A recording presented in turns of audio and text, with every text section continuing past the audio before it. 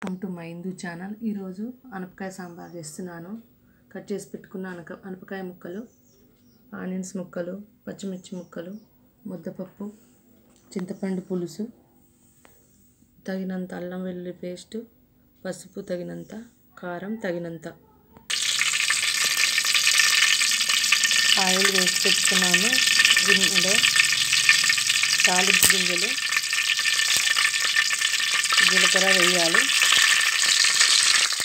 పచ్చిమిర్చి వేయాలి, ఆనియన్స్ వేయాలి. తర్వాత అనపకాయ ముక్కలు వేయాలి.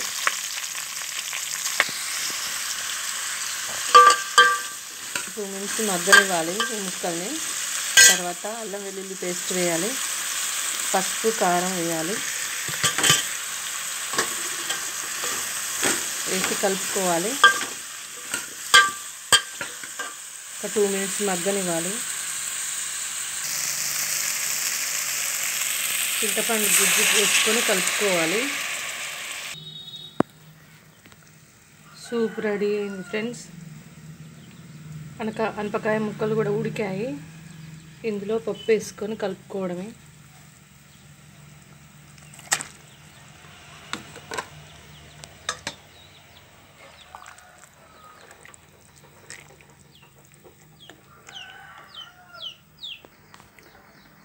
సాంబార్ రెడీ అయిపోయింది ఫ్రెండ్స్.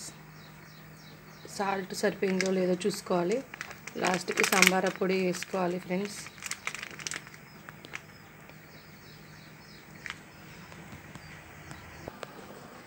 సాంబార్ రెడీ అయిపోయింది ఫ్రెండ్స్.